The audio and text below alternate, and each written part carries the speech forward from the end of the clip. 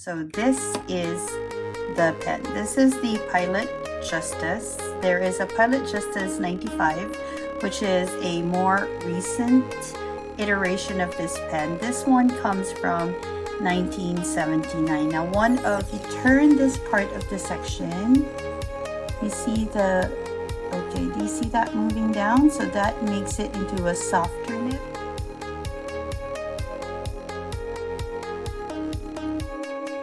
Hi, this is Kai from Kikai Craft, and today we are unboxing a Pilot pen. Now, I rarely get Pilot pens. In fact, I think I only have two other Pilot pens, a Pilot Mew and a Pilot Falcon, not to be confused with the Pilot FA. It's the one with the weird beak on it. I think I have a post on Instagram about this. So go and visit my Instagram so you can see the 3 different nibs that I have. So this is the third one. All of my Pilots, I think, have quite interesting nibs. And so this third one has one too. So I got this while I was looking for Inaho, which is a discontinued ink. So this was discontinued a year or 2 ago. And so I was looking for a smaller bottle of this. Actually, I have a bigger bottle that I don't really plan to open, but I really wanted to try it out. There's so much hype with it. So I decided to look for a smaller bottle. And as I was looking for this, I found this. And this is actually a pen that I have been eyeing. There are 2 versions of this. There's a newer one, and there's the older one that comes from 1979. And if you have been following me on my channel, if you haven't, please do so. But if you have been, you'd know I'm very much into vintage fountain pen. So this is a vintage, well, kind of. It's 1979. It's the first generation, first iteration of this particular pen. It has an interesting nib, and I am such a sucker for interesting nibs as well. So this one was just right up my alley. So this is the Pilot Justus Gen 1, and this is supposedly new old stock. So when it came to me, the box definitely looked old, and so it came looking like this, quite banged up. The person, and I think it's for a different model even, the person who is managing that shop, it's an online shop on Tokopedia, which is like Amazon but local, told me that it was like some stock that they just found out they still had, and so they released it for sale. And so it comes in this silver box, quite an old one, and it has a clam shell sort of inner box. Again, the owner said he's not quite sure if this is the original box of this particular pen, but when he found the pen, it was in this box. And when you open it up, this is how it looks inside.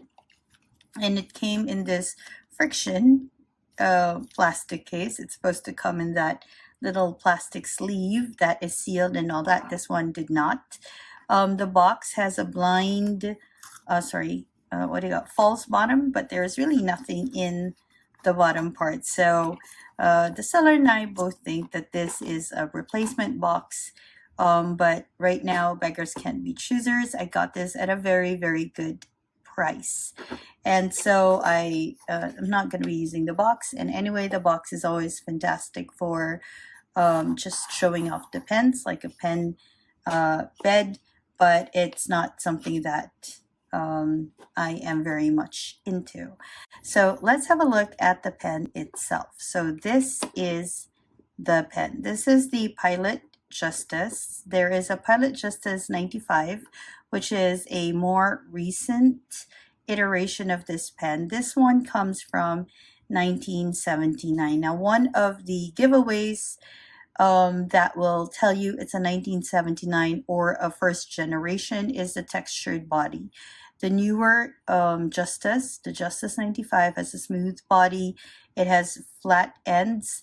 And one day I hope to get my hands on one, not really to own one, but to sort of compare how it writes with the first generation. Okay, so the Pilot Justus First Generation will look like this. It's a black pen. It's one of my very rare black pens in my collection. Again, it has this textured body. It's like serrated. It's like it has lines on it. And yes, there's a recessed part and a raised part. It has 4 rings. You see one near the bottom finial, 2 at the cap, and one more near the top finial. It has domed finials, domed ends. You can see that. And also here, this is a bit more broader in circumference. It has a gold clip with a sort of like a hole, a long hole, and it has Pilot right at the lip of the cap, as you can see. It's quite a timeless sort of classic look to it. Okay, it has a slip cap, and when you uncap it, there's another gold band around it, and you can see there's this raised part that sort of holds the cap down. Comes with a click. Fantastic. And it has a rather smooth section with this serrated part again that sort of mirrors the body, but that actually is where you adjust it. So one of the things that is very notable with Justus is that you can adjust the softness, so-called, of the nib itself. So the nib is 14 karat, and you can see it right, or is it 14? Wait, let me see. Yeah, I'm sure it's 14. You can see it right there. Not so sure if you can see it from your end. Okay, let's see if we can use the magnifier, the loop for it. So if you look at it there, so you can see that it does say 14 right there on that side. And then you see that band right there. That's what you'll adjust. And on this side, it'll tell you the size. So there are also sizes to this. This is the medium. So it's Pilot and medium. Okay, let's turn that off. I've also read a few reviews that says the older ones actually have a softer gold to them. So we will see when I finally have a chance to compare. But we'll see today too how well it writes. It has H and S sort of engraved there, because what you can do is to change it from a hard or a stiff nib to a softer nib simply by turning this part of the section. So, oops, not that part. So if you turn this, it's already on hard. So I have to make it soft. Okay, so if you turn this part of the section, you see the, okay, do you see that moving down? So that makes it into a softer nib. Actually, it can make it a bit more flex nib than usual. And then here, if it goes up, it sort of tightens the tine together, and so it becomes a harder nib. It's currently inked with, of course, Inaho. All right, let's just go through it before we do the length comparisons. So when you unscrew the barrel, you'll see that it has some ink. It has Inaho ink. It's a cartridge converter. For Pilot, I often just use the ink cartridge and I just refill from there. It's basically a plug and use sort. Oh yeah, and just so you see, the screw part is silver in color. It doesn't match the gold trim. Okay, so let's just make sure it's on hard because I want us to compare it later with hard versus soft nib. Okay, so if you're into numbers, let's just check the length. We'll do like a length comparison with other pens as always, then we do a writing sample. So capped, it is about a bit longer than 14 centimeters. Okay, just a tad longer, maybe 14.3, I suppose. 14 point, or maybe 14.1, somewhere there. And uncapped and not posted from nib tip to bottom, it's about 12.6, I think, 12.5 centimeters, 12.6 centimeters long. So that's for numbers, and you can do your Google research on that if you want to get really exact. But let's go ahead and compare it with other pens. So here are a few other pens that a number of you might have in your collection, so we can just compare its length with these pens so you have a more visual size comparison. All right, so you have your Esterbrook ST right here. That's not oversized, that's just a regular size. Then you have your Conklin All-American, that's the quad wood. Then you have your Platinum 3776, this is black with gold trim. Your Sailor Pro Gear, the regular one. This is Hachimanjiya Kubosakura. Then you have your Pelican M200 or 205 because silver trim. But yeah, M200, M205, same thing. Difference would be 200 is gold trim, 05 or 205 is silver trim. Then you have your Jinhao 82, which is like your Pilot Pro Gear, Sailor Pro Gear Slim. And then you have your Kaweco. This is the Kaweco Ebonite, but it's your sport size. And then, of course, you have your Justus. So this is how it looks, all capped.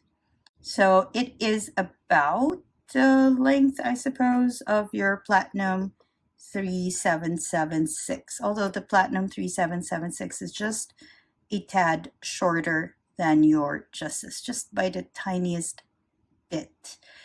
Definitely shorter than the Conklin All-American, shorter than your ST, but definitely longer than your Sailor, your Kaweco, and your Jinhao 82. Uncapped, so let's just go ahead and uncap it. So you can see its length from nib to bottom finial, because that can change quite drastically through. So let's just have a look. Okay, so here we go. Oh, so it's a bit closer to your Pelican M200 actually. Okay, there we go. Bit taller than that. For our Kaweco, we're going to go ahead and post it. Okay, so that basically means we're just going to put the cap at the bottom, just like that. I think it's roughly the same length as the Justus. Then you have your Conklin All-American, and finally your Esterbrook. Okay, so this is how it looks in comparison with all other pens. Definitely longer than your Sailor, a bit closer in length to your Pelican and your Kaweco posted. Just a tiny bit shorter than your Conklin All-American, shorter than your Esterbrook, longer than your Jinhao 82, and longer than your Sailor Pro Gear regular.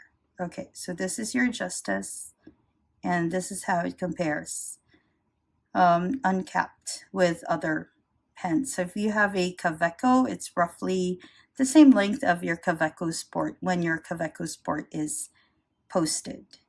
Okay, girth-wise, it is a little thinner than your Esterbrook and your Conklin, a bit closer to your Kaweco and your Pelican. All right, so let's go ahead and cap these and put it away. Then we're going to go ahead and do a writing sample just so you see if there really is a difference in the nib line width whenever we flex it, and how does it feel when we don't flex it, because it is quite an interesting experience. So hold up, one more. This is 3776, such a classic pen too. Okay, let's just go ahead and snap that on for now, and let's just put it on the side.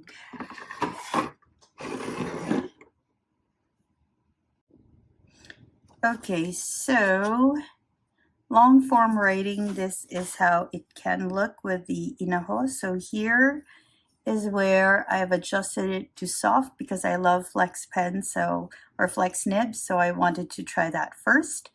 Then here you can see that's where I put it on hard. So the sketches are mostly on the hard mode, but I also use the softer version here, and then this part is mostly the soft mode, and this part is mostly the hard mode. And here again is its variation. So we're going to put this aside for now, and we're going to go ahead and do some sort of writing sample with it. Again, currently it has inaho in it, just so that it sort of matches, because this is also discontinued. So I'm gonna, okay, just so you know, in case you haven't heard of it, Pilot is going to increase its price again on the 1st of October. So if you're planning to get yourself a Pilot pen, this would be a good time to do so before they increase in price. Okay, so this is currently on hard, okay? And you'll know that because the metal is all the way near the tip of the nib.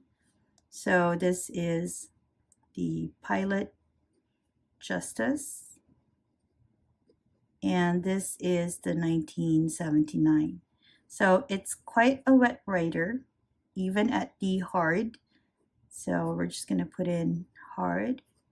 But then again, Irishizuku are very wet inks in general. So that's how it looks. Let's just put some here as well, just so we can see the comparison later.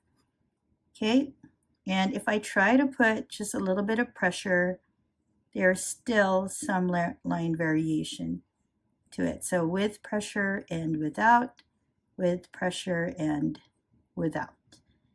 Okay, and if I do scribbles, no pressure, that's hard, and some pressure. So there's actually some line variation already, even at the hard part. Now, for you to draw that metal down, so that's how it looks in case it didn't focus. Sometimes it does that. Okay, so that's how it looks on the hard. So we're going to make it softer. So we're going to turn it so that it becomes softer, and we're just going to dial it all the way down. So this is the extreme. So, okay, so again, just so you see it. There we go. And then with pressure immediately. With pressure. Again, with pressure. And then let's do with pressure and without. With pressure and without. So that's how it looks. No pressure and some pressure. So that's how it looks. So this is no pressure on hard, and this is with pressure on soft, without pressure on soft. And if we go horizontal, we don't put pressure that way anyway. And this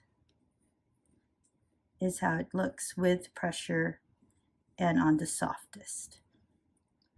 Much line variation, as you can see, but I noticed that it's also a bit fun to just have it halfway, because it does already lay a lot of ink. So if we go half,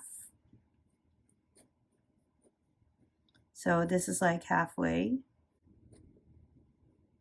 there's already quite a bit of line variation, and you can actually also control it better. So that's hard with no pressure. Sorry, that's half with no pressure, half with some pressure, and sideways, and then half with pressure, and then half without. So quite a good nib. Am I happy with the colorway? Well, I think it's actually a nice colorway, black and gold, for like vintage pens. I'm going to scoot you out. Let's see. Okay. So it's a nice colorway for vintage pens. I do like black and gold for the older pens, although some people might say it's not quite vintage yet because it's 1979. Let's just call it the older version. And yeah, I think it's quite a good pen to have in your collection. Quite good for those who enjoy flex nibs. I like how I can use it as a firm nib and also as a soft nib, depending, I suppose, on what I'd like to write or how I'd like to write with it. And it is a very interesting piece to have in your collection. All in all, very glad to have the Pilot Justus Gen 1. Hopefully, at some point, I can compare it with the Pilot Justus 95, which is the newer version. This is Kai from Kikai Craft. I hope this has been informative for you and that wherever you are, you're having a great day or a restful evening. Bye, everyone.